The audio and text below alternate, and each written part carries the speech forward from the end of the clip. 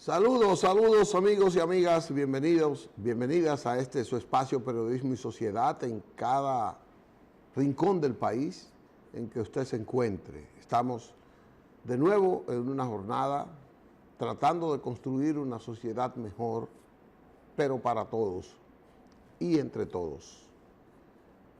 Hoy estamos desde el canal 19, como siempre, por una red de cables de todo el país y las plataformas digitales de Facebook Live, pero YouTube y también Instagram. En cinevision.do, ahí estamos también simultáneamente para que usted nos sintonice si usted va de camino, si va en su vehículo o si está en un lugar donde no tenga una terminal de TV para vernos. Gracias a Dios, siempre gracias a Dios, nos permite esta permanencia en este esfuerzo colectivo que hacemos. Hoy es 25 de mayo, el 25 de mayo, un día interesante, un día importante, estamos a 2 días, porque hoy es, a 3, hoy es jueves. El domingo es el último domingo de mayo y es el Día de las Madres en la República Dominicana. Mientras tanto, hoy en el mundo se celebra el Día Internacional del Continente Africano, de las naciones del continente africano. Es un día que fue seleccionado por las Naciones Unidas a petición de unas 32 naciones de ese continente, con la intención de llamar a unar esfuerzos mundiales para ayudar a sacar de la pobreza, a impulsar proyectos, a trasladar la innovación, la tecnología a esos pueblos de África, con la intención de reducir la pobreza mundial, porque África tiene un alto índice de pobreza y ese índice, cuando usted va a sacar el promedio, evidentemente que afecta el promedio que debería dar por la gran riqueza de otras naciones, por ejemplo de Europa y de Norteamérica, así como de las potencias asiáticas que inciden mucho en la economía. Esos pueblos de África reunidos en Addis Abeba, pues en 1963, han logrado mucho, porque han logrado ya, muchas de esas naciones ya no son las mismas, a pesar de que todavía tienen úlceras, tienen cosas que reparar, que superar en esa parte. Pero ya usted tiene el África del continente, del litoral atlántico y del litoral norte, usted tiene el África Norte, tiene una gran parte de esos pueblos que ya tienen grandes riquezas petroleras, mineras en sentido general, que ya han sido objeto de una gran inversión de capital extranjero.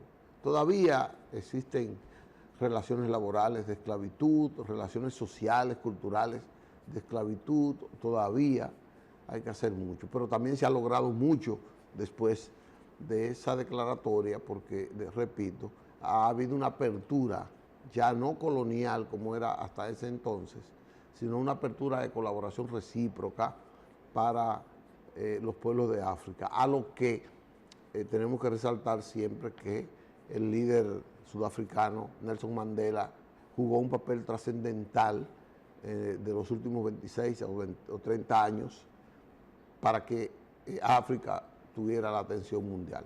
Hoy es el Día Internacional del África, así es que ya ustedes saben por qué nosotros tenemos que aunar para reducir esa pobreza. Muchas de las enfermedades que ha sufrido la humanidad siempre se le ha atribuido su origen a esa relación monótona, cultural, de esa insalubridad, de esa pobreza de esos pueblos africanos.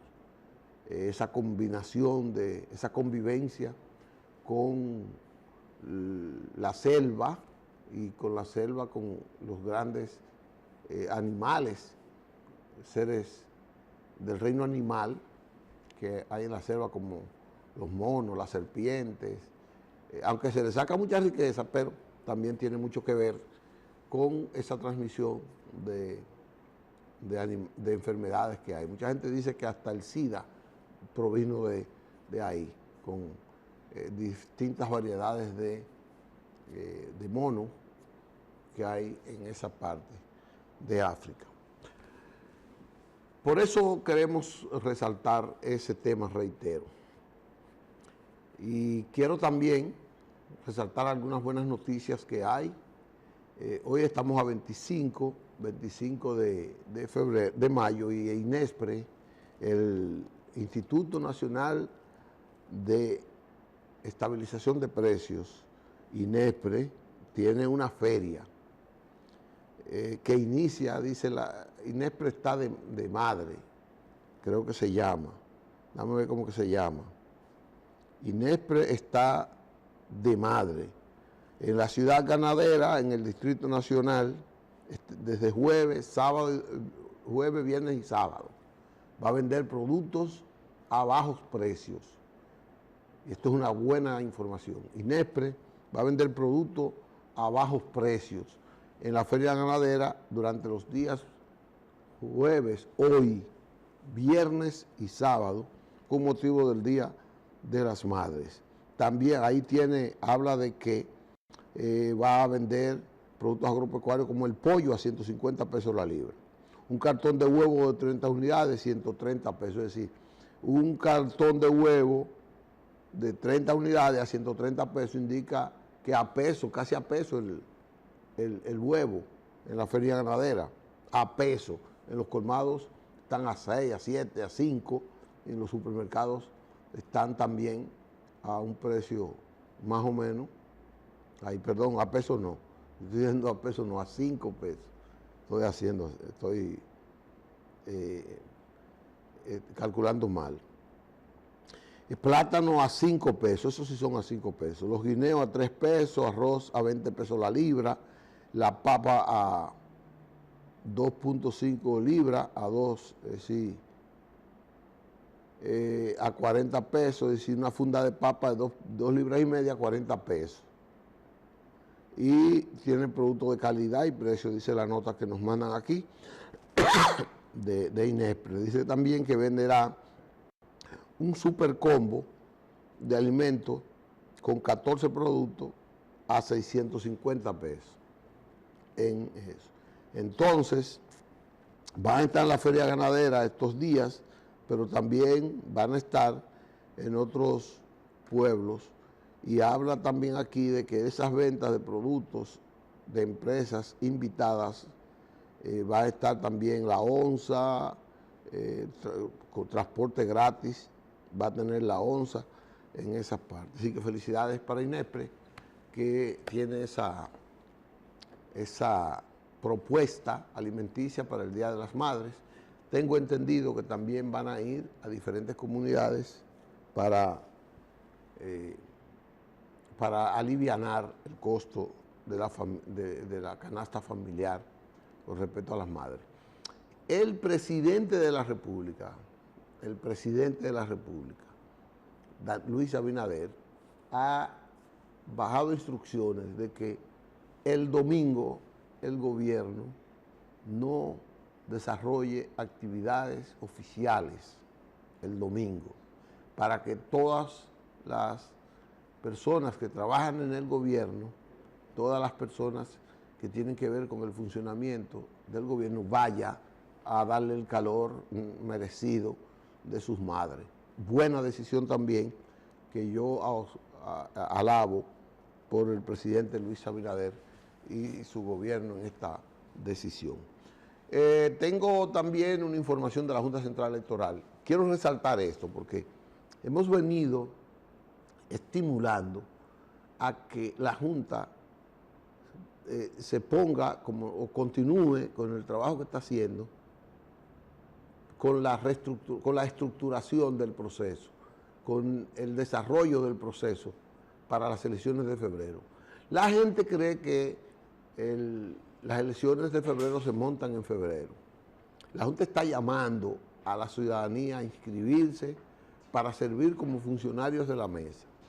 La Junta conforma las mesas generalmente de ciudadanos que escoge, de los que solicitan de manera individual, pero también de propuestas que hacen los partidos políticos. Cuando la Junta no tiene esa gran cantidad de ciudadanos para cubrir las mesas, que dicho sea de paso, además del servicio patriótico que usted está haciendo, además de eso, la Junta le paga una dieta que ha cambiado mucho porque ha aumentado bastante. Creo que ya antes pagaban 1.000 pesos, 700 pesos, ya están pagando creo que 5.000 pesos por el trabajo de ese día. Y ahora es más fácil porque antes, y yo le voy a decir porque trabajé mucho en eso, antes usted tenía que esperar el conteo cerraba el proceso a las 6. De ahí comenzaba con las puertas cerradas a contar todas las boletas. De ahí tenía que llenar las actas de acuerdo a los resultados de las boletas. Y eso terminaba en 4 horas. Si usted cerraba eso a las 6, a las 10 usted estaba terminando el proceso para determinar quién había ganado ahí. Pero de ahí los miembros de la mesa tenían que ir a las juntas municipales y a las juntas municipales a llevar los resultados de cada uno. Ya la tecnología, la modernidad hace más fácil ese trabajo porque ya lo trasladan a través de esta tecnología, a través de medios digitales que ha implementado la Junta para ese traslado de esa información. Siempre ha habido sospechas, pero yo pienso que eso va a mejorar.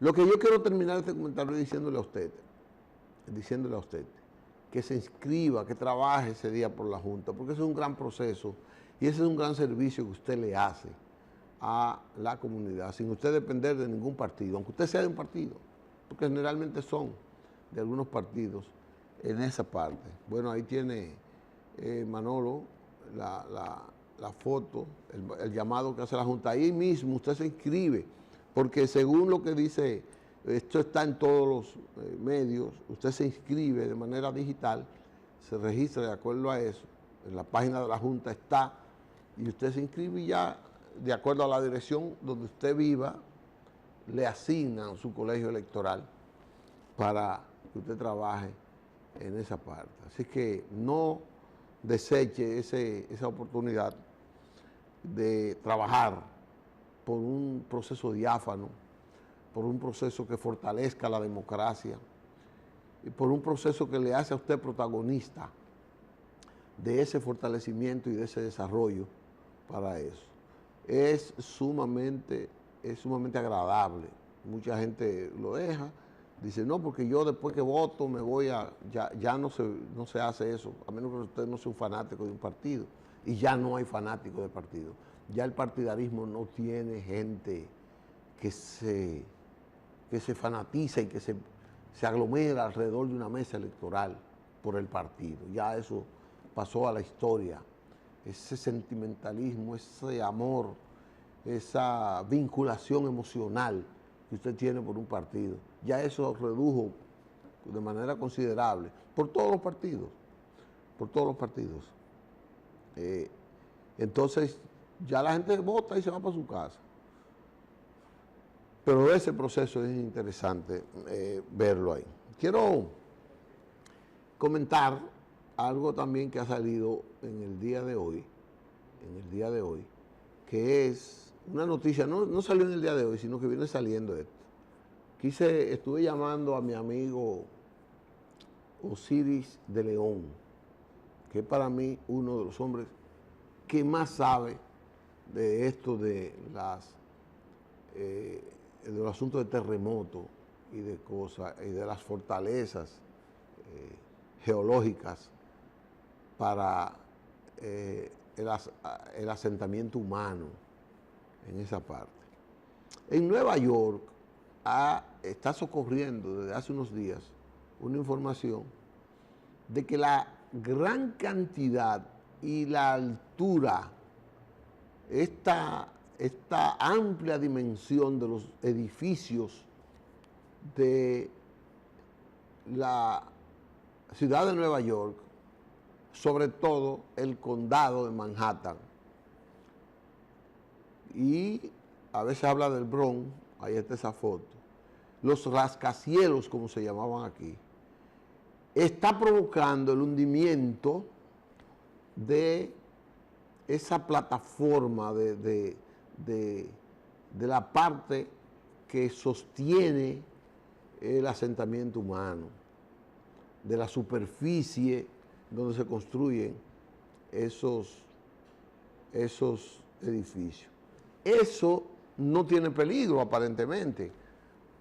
Yo quería un experto que me dijera, porque habla de que 1 centímetro cada año,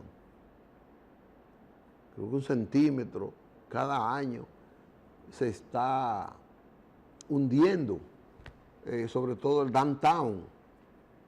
Ahí es que están los grandes edificios, porque ahí se desarrolla el comercio grande y ahí están las grandes corporaciones de Nueva York, en downtown. Por eso es el downtown de Manhattan, es lo que de allá le llaman el bajo Manhattan, le llaman los de aquí, pero es el downtown donde está, repito, las grandes corporaciones, esos grandes edificios, esos rascacielos hechos solo para el comercio, para los negocios, y donde se concentra, repito, el cosa. Pero luego les voy a dar esa explicación con geólogos, con mayor profundidad. Voy a ver si mi amigo Osiris lo traemos aquí, y otro geólogo que pueda ver, voy a buscar a alguien que nos explique por qué ocurre eso. ¿Por qué ocurre eso? Porque Osiris me ha dicho de la seguridad, por eso la ley de ordenamiento territorial obliga, muchas leyes la obligan a que cuando usted va a construir, a usted hay que hacer un estudio de suelo, un estudio topográfico, para determinar la resistencia de ese suelo. Y en función de la resistencia de ese suelo, es que las autoridades deben permitir el nivel de construcción de esa área. Si es un suelo rocoso, como es, por ejemplo, el litoral sur de la ciudad de Santo Domingo, si es ese suelo rocoso, bueno, ahí usted puede permitir una construcción de mayor nivel que el suelo que no es rocoso, que es arcilloso, de también parte de la capital, por ejemplo, la parte que tiene que ver con la zona norte del centro, ¿cómo se llama? El polígono central. Ahí. El norte del polígono central necesita un estudio de suelo, tiene un estudio de suelo distinto, cuyos resultados son distintos al del litoral sur. Entonces la fortaleza es diferente, la resistencia al peso es diferente, porque es que es una roca en esa parte. Ahí.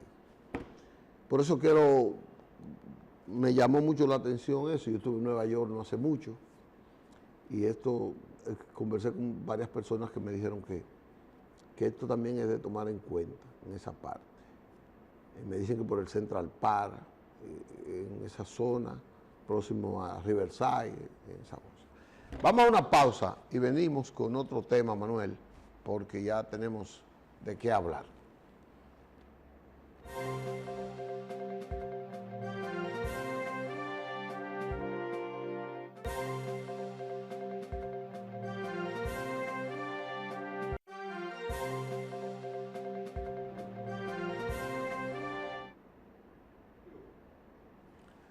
Regresamos con ustedes en esta parte. Recuerden que cualquier intervención que usted quiera, el teléfono está ahí, no se lo han puesto en pantalla, pero van a estar ahí en la pantalla, por si acaso usted quiere rendir alguna información.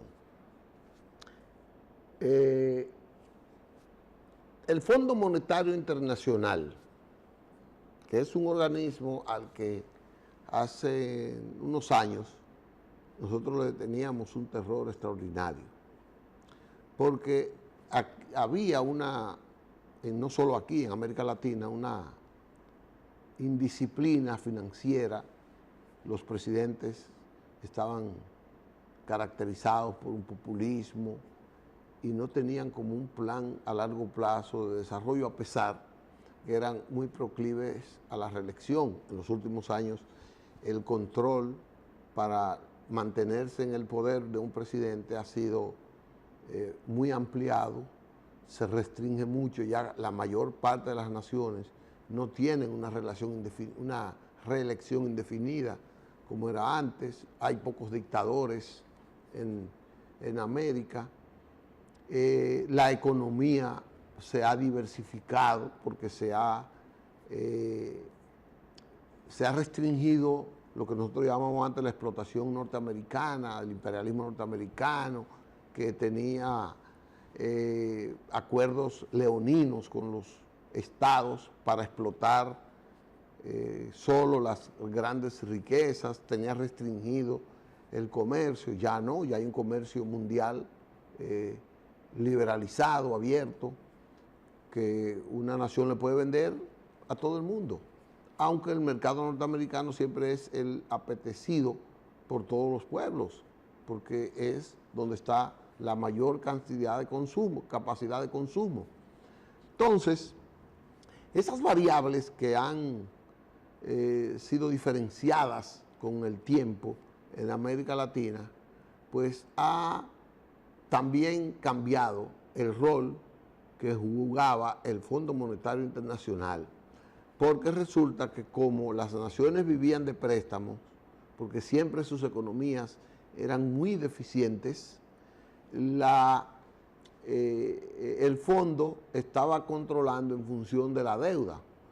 Los pueblos siempre debían tener un porcentaje de su Producto Interno Bruto, que era muy bajo en muchos casos, para pagar su deuda. ¿Por qué? Porque el fondo tenía que disciplinar las economías para lograr que estos países del tercer mundo, que yo he dicho y muchos economistas llaman que tenían como un libertinaje financiero, como una economía populista, que no tenía esa rigidez en la administración financiera, salvo algunos casos, porque siempre hay sus expresiones. Entonces el fondo aplicaba esas medidas muy fuertes, de que mira, usted tiene que aumentar los impuestos, porque tiene que aumentar la tasa impositiva, porque tiene que lograr un superávit, o tiene que aumentar su Producto Interno Bruto en función del volumen de consumo, etcétera, etcétera. Entonces venían los pueblos y tenían que tomar restricciones en los programas sociales. El fondo restringía mucho los programas sociales, restringía mucho el asunto de los productos exentos de impuestos, eso era, y restringía entonces la capacidad de préstamo hasta que esos pueblos no se pusieran de acuerdo. Ahora el fondo tiene otro rol, sigue siendo supervisor, sigue siendo vigilante, y lo demuestra este último informe que ha dado, ha venido viene cada año, aquí hay una misión permanente, y viene cada año también a supervisar y a ver y a intercambiar impresiones. Por eso es bueno que los índices de nuestra economía hayan sido de agrado para el fondo, sin lesionar la estabilidad financiera y sin lesionar la estabilidad social. Aquí hay estabilidad social y estabilidad política en los últimos 30 años, muy firme la estabilidad social y la estabilidad política. Tiene brote y cosas, pero hay estabilidad política. Aquí hay elecciones cada 4 años, aquí hay un cambio de gobierno cada 8 años, a veces de un mismo partido, pero hay cambio. Y hay mecanismos de control a la corrupción, que era un elemento básico en los regímenes anteriores, hace 40 años, la corrupción era el modus vivendi. Todavía hay mucha corrupción, pero ya usted ve que la corrupción está tan controlada, tan vigilada, que usted ve que hay países que en un año te cambian 3 presidentes y todos son acusados de corrupción. Todos son acusados de corrupción. Eso quiere decir que aunque nosotros no lo percibamos de manera individual, de manera cercana, sí ha crecido el control a la corrupción, y eso también pues eficientiza el gasto, eficientiza la inversión pública, eficientiza lo que es la recaudación y una serie de cosas, porque transparentiza lo que es la gerencia financiera de un gobierno. Aquí está pasando eso, y el fondo lo ha reconocido el papel trascendental de los organismos financieros del país, como el Banco Central, que ha venido, señores, uno dice, bueno, y Valdés Alviso es estable, es vitalicio. Bueno, es un hombre que le ha dado estabilidad. Yo oí a Hipólito Mejía que Valdés Alviso solo no fue gobernador del Banco Central en el gobierno de Hipólito, en los últimos 30 años. De los últimos 30 años, Valdés Alviso, solo el gobierno de Hipólito no ha sido gobernador del Banco Central. Entonces, Hipólito dijo, yo lamento no haber dejado a Valdés Alviso ahí. ¿Qué le descubrió? Yo no sé. Yo no sé qué le descubrió, pero lo dijo, y lo dijo hace unos días en esa parte. Entonces, el fondo ha privilegiado, ha beneficiado con su opinión, con su supervisión, ha rendido un informe positivo de la economía dominicana. Cada día el presidente Abinader, cada día aumenta los controles. Ahí vi la Contraloría General de la República, que ha tenido varios directores, pero ahora con el nuevo, con Félix Santana García, con endurecer los mecanismos de control en el manejo del presupuesto del Estado. La Contraloría anunció ayer la implementación de métodos digitales, tecnológicos, para garantizar una mayor seguridad en la inversión. Y esto es positivo para el país, porque mucha gente dice, cada partido tiene un grupo que dice, yo estoy contra la corrupción, pero tiene un grupo que quiere llegar al gobierno para beneficiarse de la corrupción. Y no es que sea erradicado 100%, porque tampoco vamos a venir aquí a tapar el sol con un dedo. 100% no, porque es un proceso largo. Pero es evidente que Luis Abinader ha implementado mecanismos fuertes, rígidos y con celeridad para controlar. Esa dirección de compra y contrataciones, a veces uno dice, bueno, se pasó, tiene muchos controles, no deja facilidad para la inversión, hay que modificar esa ley, ellos mismos lo han reconocido, pero ha jugado un papel importante. Los mecanismos de control como la Contraloría, como el Banco Central, la Superintendencia de Banco, acaba de ser elogiada por el Fondo Monetario Internacional, la Superintendencia de Bancos. Acaba de ser elogiada por el control que ha tenido la supervisión. Aquí pasó oiga lo que le estoy hablando, aquí pasó la debacle financiera del año 2003 por un descuido, ¿no?, por una complicidad de esos organismos de control, sobre todo esa superintendencia de bancos que estuvo administrada para proteger determinados fraudes y robos en bancos.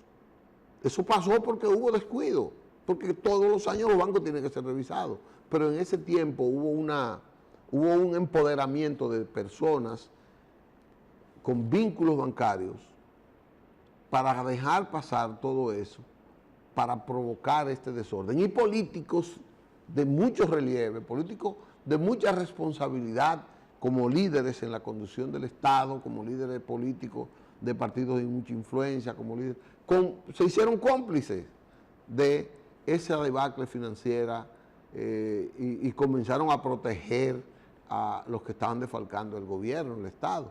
Yo recuerdo, y esto lo voy a decir, no lo he dicho muchas veces, una misión que vino del Departamento de Estado aquí. No voy a decir los nombres, pero el Departamento de Estado en el año 2002, creo 2001, no recuerdo el año, hizo una reunión con los directivos principales de los partidos políticos, de los 3 partidos mayoritarios que había en ese tiempo. Yo sé los nombres de los que participaron, alguna vez lo diré. Yo estaba cerca de algunos de ellos.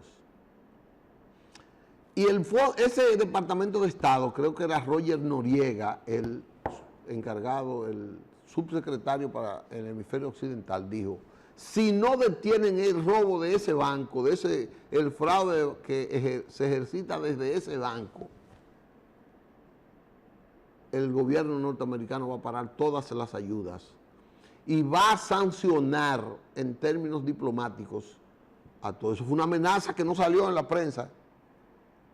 Eso no salió en la prensa, pero ese Roger Noriega amenazó con que si no se detenía y se judicializaba ese robo bancario, el Estado norteamericano iba a penalizar a los funcionarios dominicanos. En ese tiempo le quitaban la visa o lo acusaban de lavado, qué sé yo, como ahora.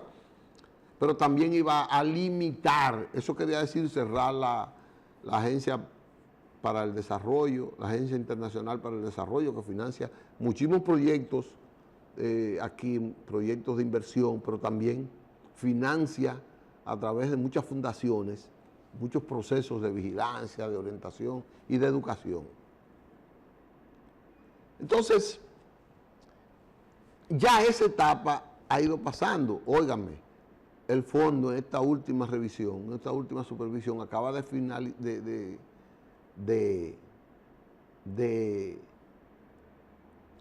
reconocer el papel del banco, de la superintendencia de banco y de las autoridades financieras.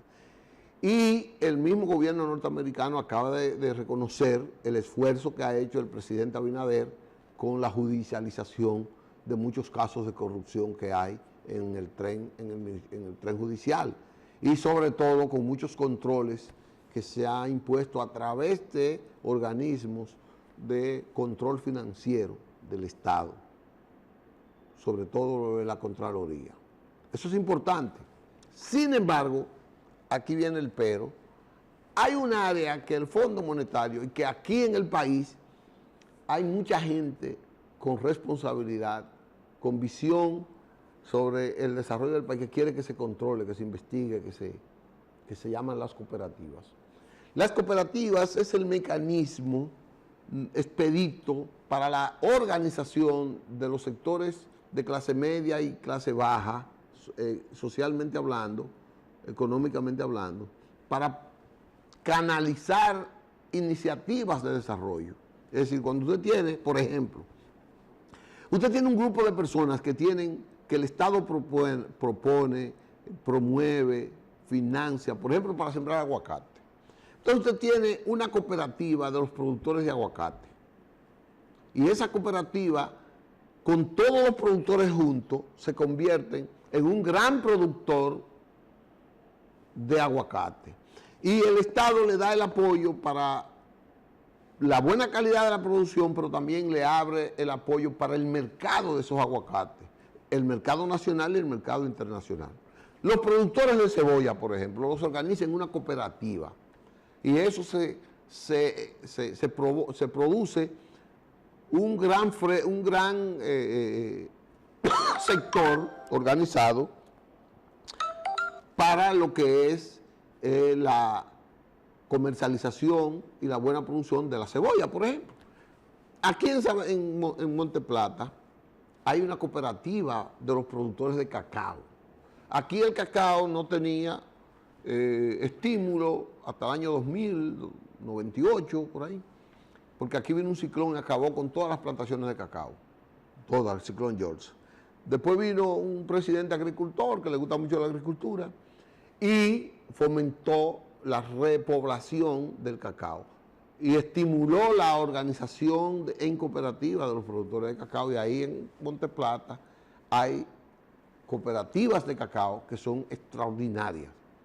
Porque antes aquí habían 2 o 3 emporios, empresarios o familias, que era la que compraban el cacao y no lo procesaban, sino que lo mandaban para exportado el cacao, y ese mismo cacao lo elaboran en Europa, por ejemplo, y allá nos lo envían para acá como tableta, como dulce, en variedades distintas. Pero el cacao nuestro, que ellos mandan para allá, entonces, déjame quitarme esos lentes, porque esos lentes me está diciendo aquí, uy, está afeando, y yo no soy feo. Yo no soy feo.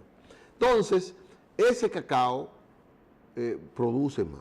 Las cooperativas tienen que ser vigiladas, porque hay una proliferación de cooperativas. Entonces, hay un nivel de cooperativas que se llaman de ahorros y créditos, que es donde mucha gente va a ahorrar. Por ejemplo, yo le voy a poner la cooperativa de los maestros, que para mí es la más exitosa, porque es exclusiva para los maestros y el personal de educación. La más exitosa, esa cooperativa en 30 años se ha capitalizado con más de un 1000%.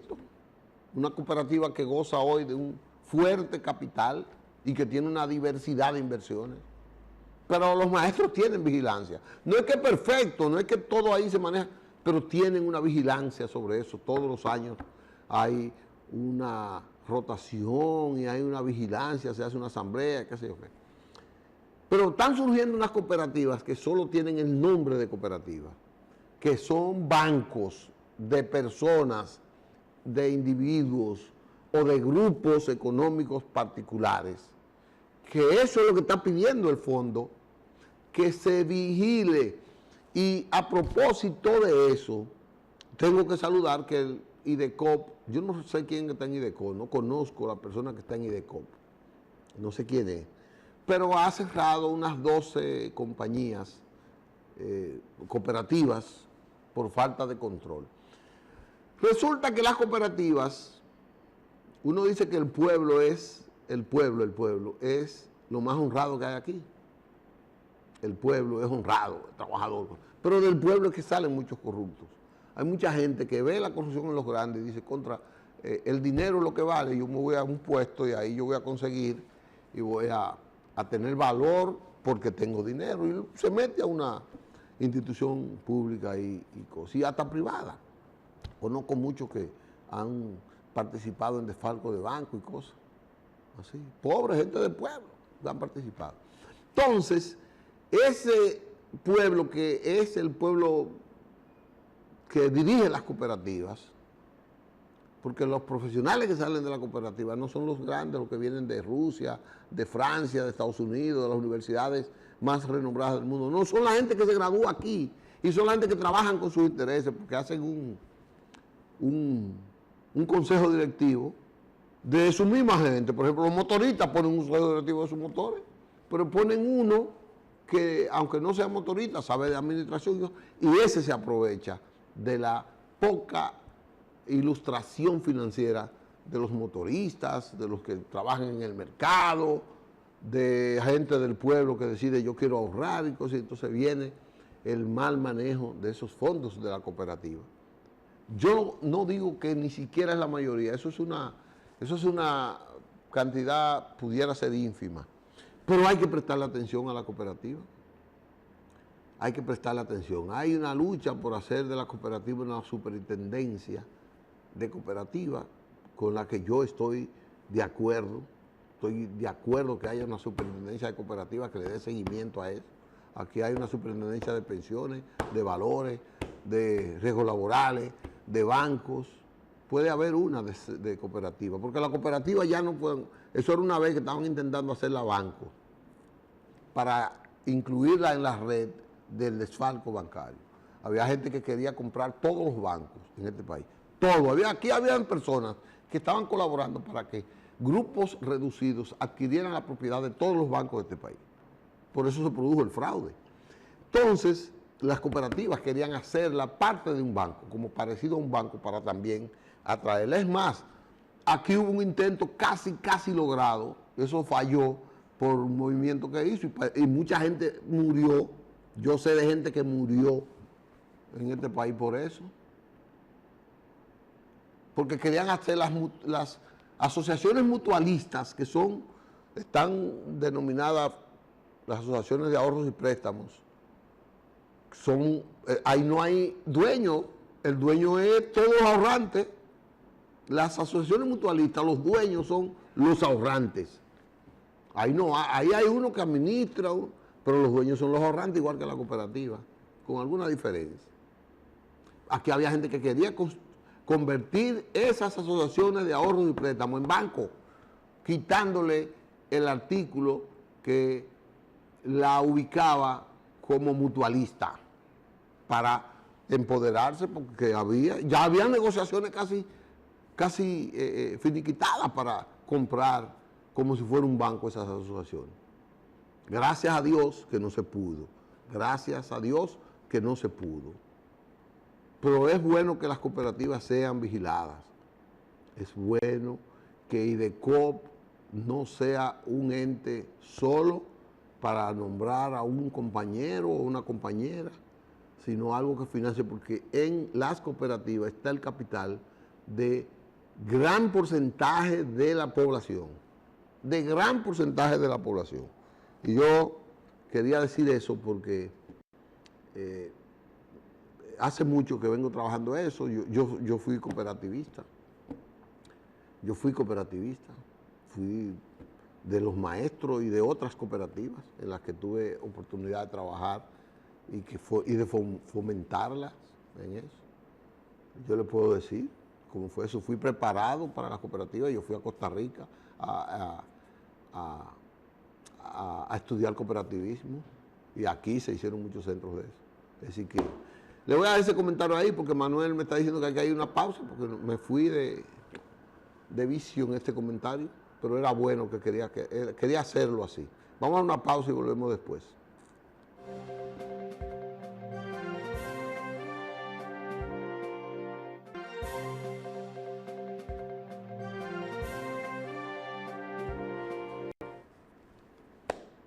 Bueno, ya dice Manuel que nos queda muy poco tiempo. Yo quería seguir analizando el asunto de la situación electoral, pero solo me resta en este tiempo decirle que lo vamos a hacer en otro momento. Ya la campaña, a pesar de que la Junta